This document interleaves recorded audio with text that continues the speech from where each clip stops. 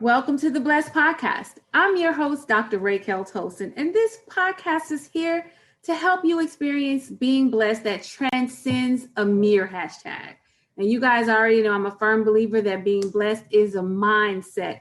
We have to make a daily decision to be blessed. It's not about what you have or who you have in your life. It's just your decision. So if you're ready to be encouraged, enlightened, and entertained, then you are in the right place.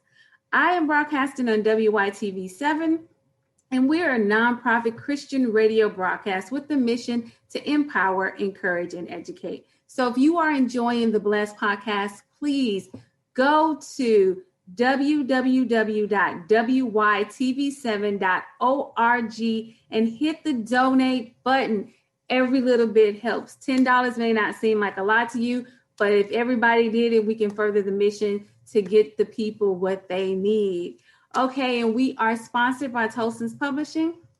So go and go to tolsonbooks.com and look at all the offerings that Tolson Books has for you. Fiction, nonfiction, and children's picture books.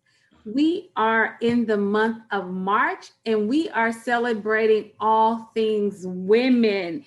So I'm going to bring you 5 different beautiful ladies to tell you about their story, to talk about what they're doing, and just so they can share just how blessed they really are, okay? Because women, this is our time. This is our time. This is our time. Yay, Vice President Kamala. So welcome, everyone. Sandra Callier. Am I saying your last name right, Sandra? I say Callier, but Callier? Whatever. Oh. Yes, ma'am. However you say it, I'm going to say it like you, Callier. Yeah.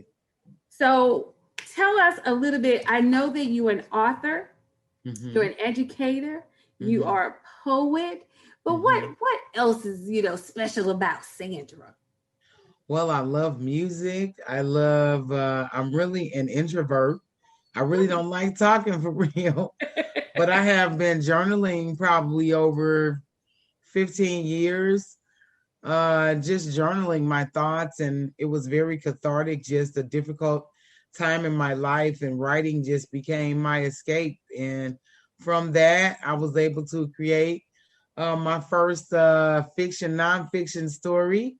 And I had an opportunity for it to be picked up by Trinity Broadcast Network, their publishing company, Trilogy Publishing. So I just got those in the mail on yesterday, and it will be coming out on March 16th.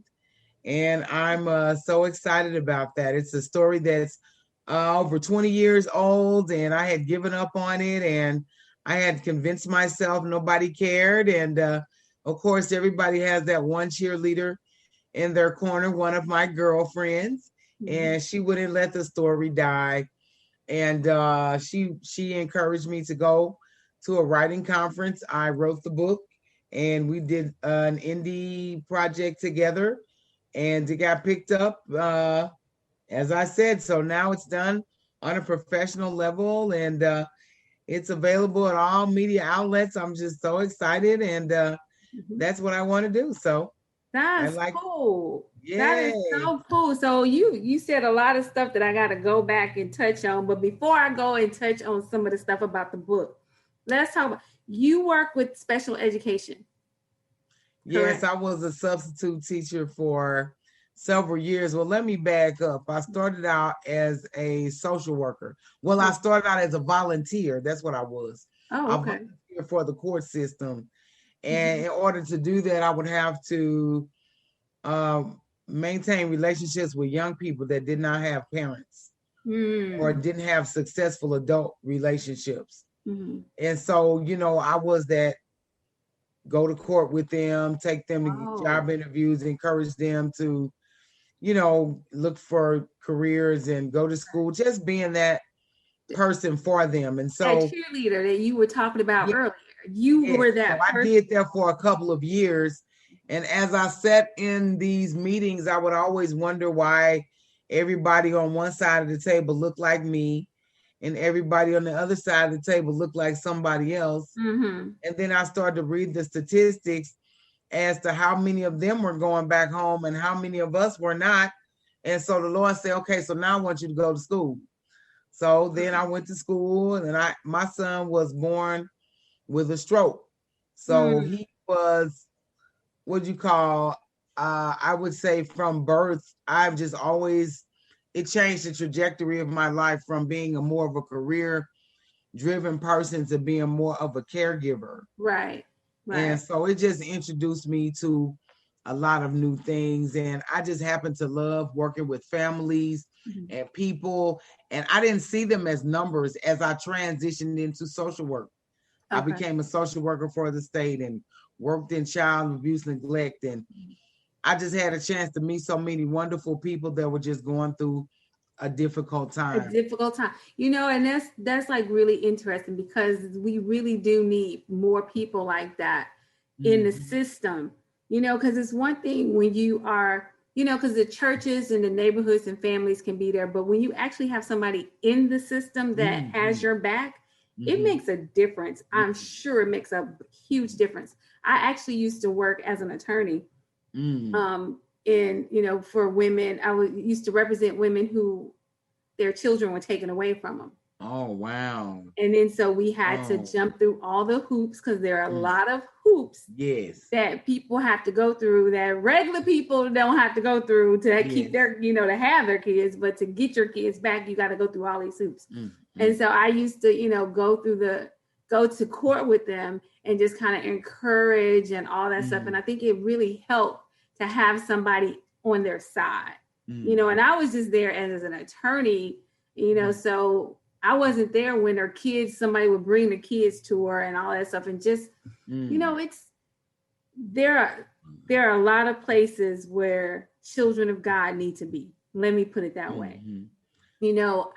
I love the church, but people have to realize our ministry is outside of the church. The Yes. church is where we can go to get charged up and and have some fun and and be social with people, that like-minded people, whatever. Mm-hmm. But our true ministry is Mm-hmm. outside of the church walls. And Yes. so it's important for us to take jobs where Mm-hmm. we know that people are hurting, Mm-hmm. because if we're not there, Mm-hmm. who's the person to tell them that it's okay? Who's the person there to say you can make it? And I just appreciate you, Sandra, that you were there for people, because it's important. It was one of the most, I will say, I knew through prayer, the Lord say you were going to be in a job that you really love, but you weren't going to stay very long. And that's what happened. I really loved my job, but it will consume your life because you never get off. I had a baby that had cancer, and I had a young man that needed a heart transplant. And Mm. this big old Paul Bunyan, 16-year-old throwing a tantrum at the high school and wouldn't listen to anyone. And unless you call Miss Callier, I'm not going to do it. You know what I'm saying? So they become more than numbers to me. I've had a chance to speak at some of my baby's funerals. I've had a chance to sit with some of them at some of the low points of their life after I was no longer with the agency. They still reach out to me. They still call me and ask me for Pampers or a shirt for their baby. And Yeah. if I can do it, they know Miss Callier is going to do it. Because to me, my job was to help people in crisis. It wasn't to say, look at you and look at me. And that Right. wasn't what it was for. It was, I was a servant. My job was to serve them. I was a public servant, and I loved my job, and I Yeah. love serving people. So listen, so after I had an accident, I could no longer do that particular job anymore. Then I became a substitute teacher in my neighborhood. So all the kids I had on my caseload, I started seeing them in the schools.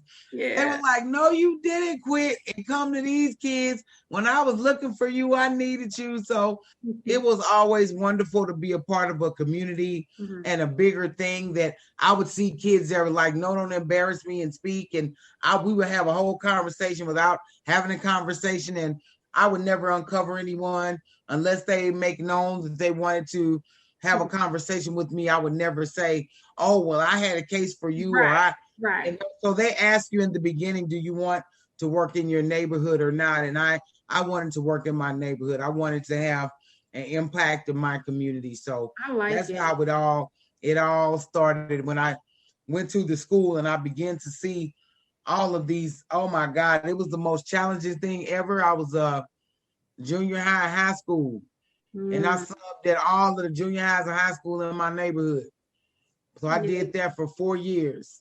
Wow. And I was like, oh my God, I saw so many gifted, talented, beautiful, engaged young people. But I also saw the element where you may ask a group of people, what do you plan to do when you get out of here, and you don't get a response? Because do you have any hope? Do you look like you've been chewing nails all night? Do you know anything besides cussing and being disrespectful? Can we have a conversation? Like, I like to get in their face and talk to them. They think I'm crazy, but by the time I get through rapping, singing my rap song, then we all friends. So I love music too. That tell you that I got a rap song on iTunes. Really? I love young people, and I put it out probably. I when I first got started, I got hit by a truck. Nobody would believe me. But what happened was, when I first put the song out, first put my book out, I got wiped off the scene. And so now I'm just back fresh.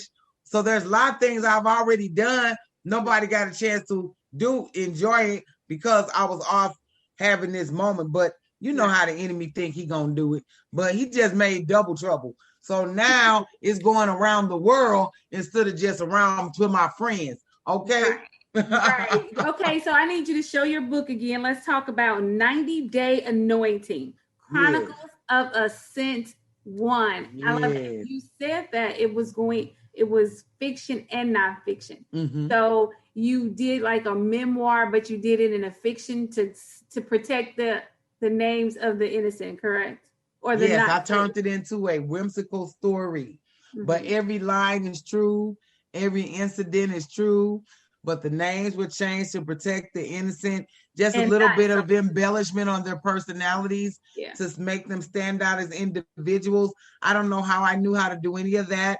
This is almost 200 pages, but the Lord sent me around the world on a trip for 90 days. And this tells about everything that happened to me on that trip.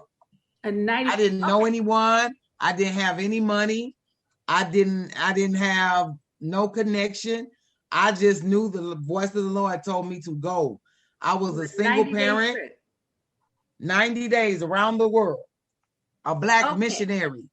So I know that we have to read the book to find out all the 90 days, but give me the craziest place and that you went to in that 90 days. I will tell you, so because I am a spiritual person, this was a spiritual trip. So there was, at some point I was there during the Easter, holidays. Right. And so I never have been to any kind of church except a Baptist church. Okay. We clapping and slapping it. Now, when I get over there, they got harmonicas and ukuleles. Like, this is like, are you crazy? But guess what? The Holy Spirit, he doesn't care. I still could feel the move of God. It didn't make a difference that nobody looked like me. Nothing sounded like familiar, but the Holy Spirit was familiar. Yeah. So I goes to, they were taking me through these different monuments. They had statues that were so tall that the knees were up to a ceiling. Like, I've never seen anything like it. Now, where was this? This was in Brussels, Belgium. I'm sorry. Oh, the architecture is so beautiful. They have churches with gargoyles on them. Like, I can't believe it. Like, the architecture is one of the most beautiful, most detailed places you will ever see. Like, every door and window in every house is different on a street. Like, they go out of their way to be unique. It was just a very beautiful city. But as I was sharing, you were talking about something unusual that happened. So I be talking, it's so many things that happen to me. Just one thing that's unusual. Like, I'm trying to stick. How it goes. So these people were worshiping these idols. Like, I never saw anything like it before. Like, it was scores and scores of people lighting candles, crying, weeping, laying on the ground. All of these idols, gods, like, I just never, it was so chilling. But it was so beautiful because these people took time to chisel these huge idols out of stone and ivory and different marble, and they're beautiful, but they're all different saints to saint this. They're all 97, 98% Roman Catholic. So That's how this country is. It's a very different atmosphere because there's not a lot of Christendom there. So the atmosphere is very dark and it's very woo. And you think you think it makes a difference, but when you have a godless nation, you can feel it. It's very, very different. But I was around those fire talking tongue baptized old ladies, but for them to take me to experience this, it was something I've never seen before. To have people worshiping idols, big, huge idols, big ivory towers where people were standing on them, ones that they made out of different saints that they have crucified or killed in days past, and that they just worship that is just really weird to me. But it was very interesting. And like I said, I saw so much different architecture. To them, church is not the same as here. It's a sect. They call it something different. So it was a whole different experience. But I'm sure. So out of the 90 days, how many places did you didn't go to 90 different places. You just went for 90 days. How many places did you end up going total? I went to France. I went to a couple of cities in France. I went to Germany. I went to the Netherlands.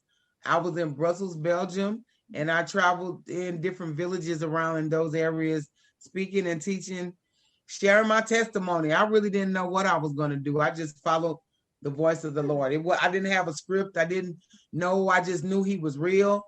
I know he told me to go. And I was like, man, if you real, I'm getting ready to find out. Because I worked at Procter & Gamble. I was Fortune 500. I was making nice money. I had a stable life, and I was a single mom and had a successful relationship.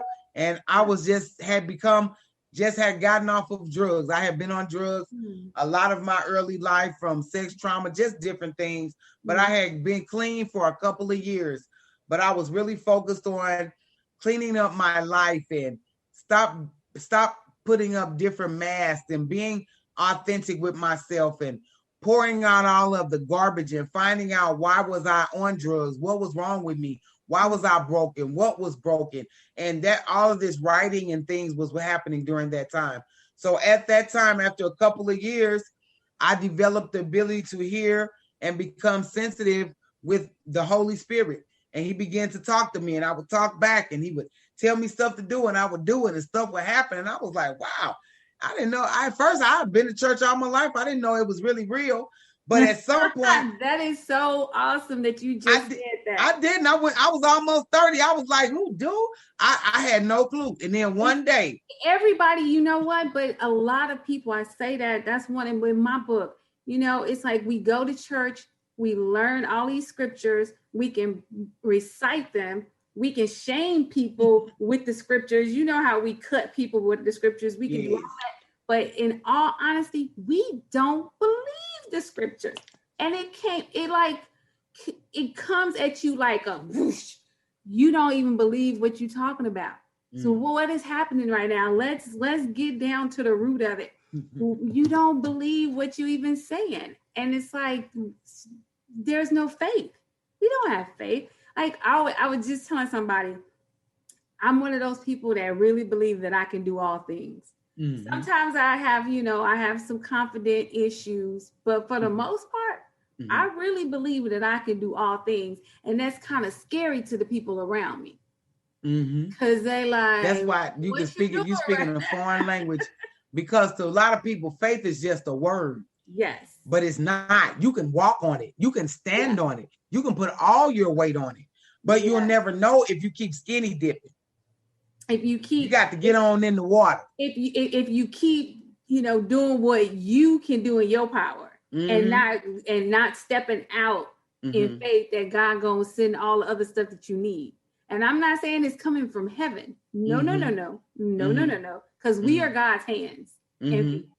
God, we are the expression of God. So God is going to send somebody with the thing that you need, whether it be money or if it be food, a place to live, whatever, and it's like, but we don't believe it. It's like, if I can't do it, I don't want to, I'm not going to do that because I can't see how I can do it. So let me give you this example of how he showed me. Yeah. And this is one of the illustrations in the book. One day, I don't really have dreams, but he gave me this vision that I was painting this floor. black and white, black and white. You know, I was making it beautiful. And I got to the last square and he was like, well, so how are you going to get out of the room? And I was thinking like, man, the door is over there. And he said that last square I was standing on was my life, meaning that I had my life was so comfortable and insulated, I didn't have no room for him. Wow. He had to make some room.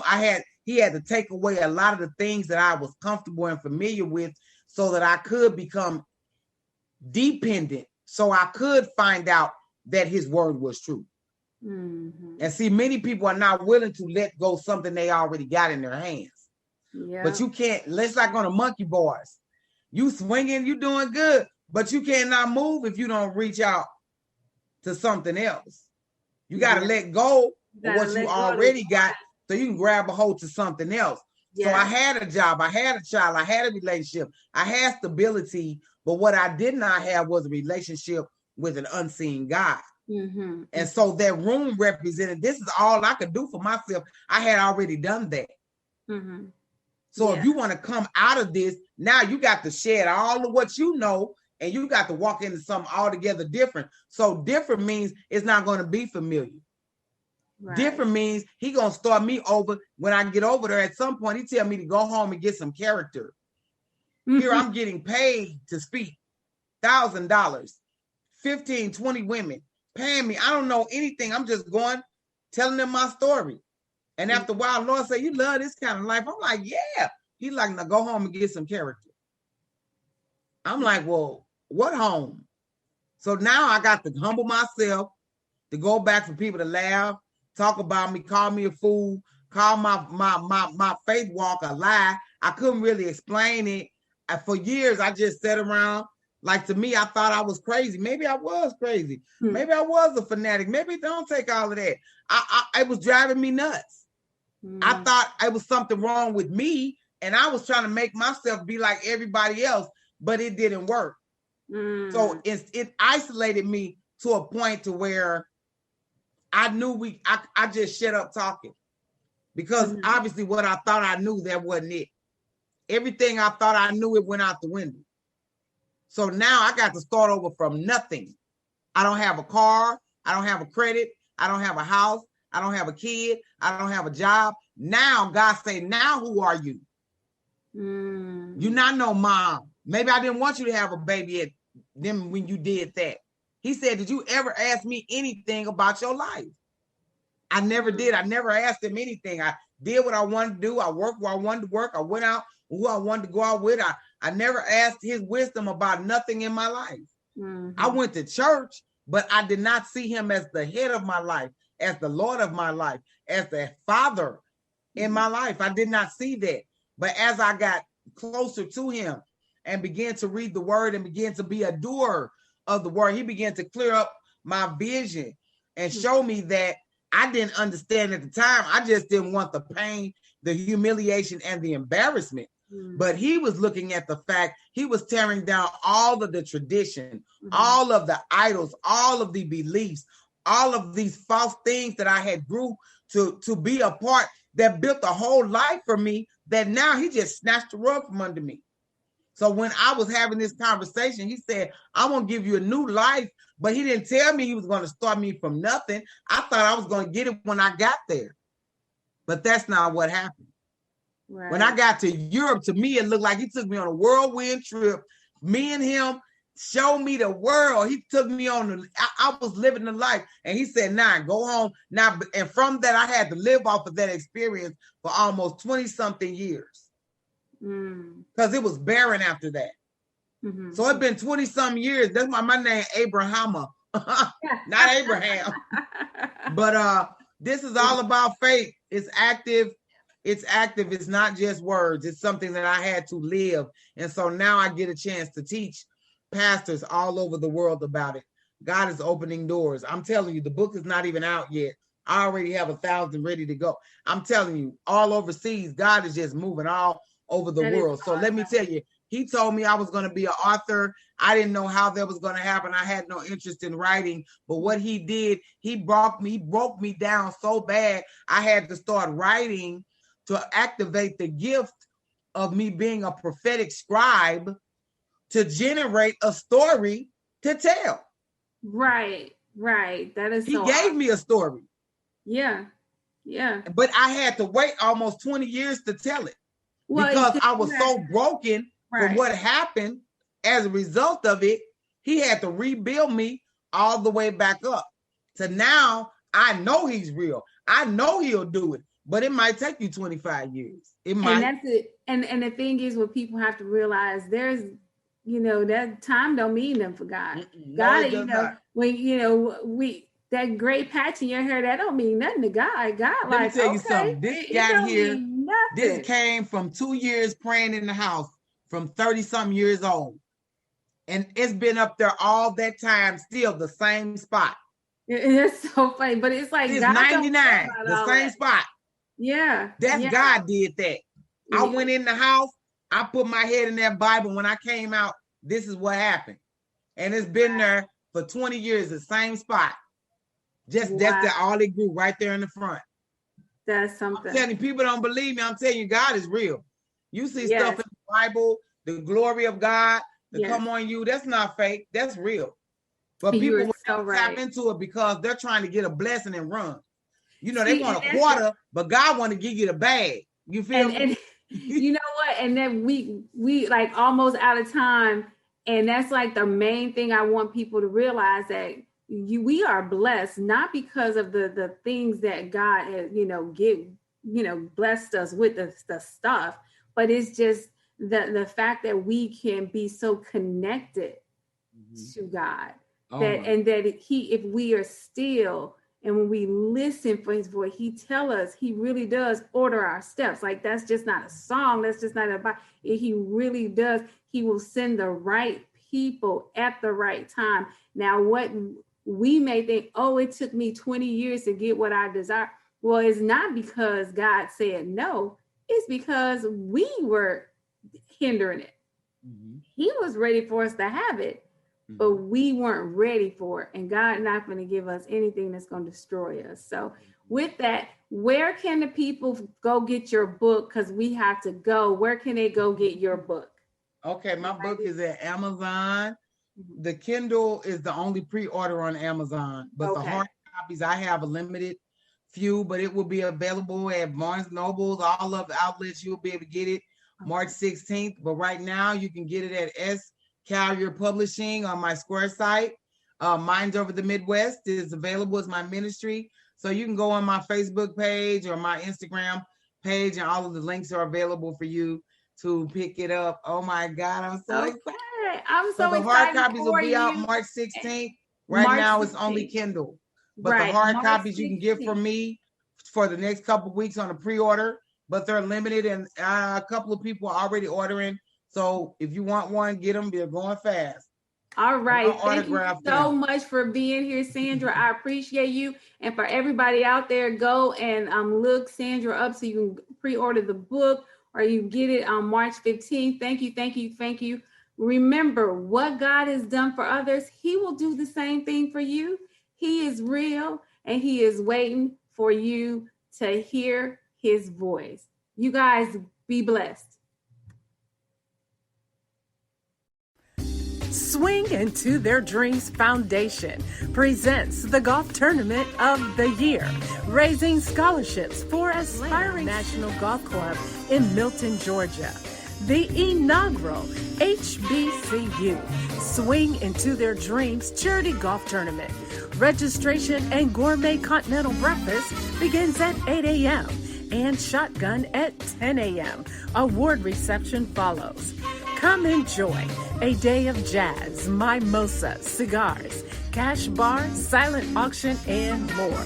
For more information, contact 770-686-7148. Don't miss it.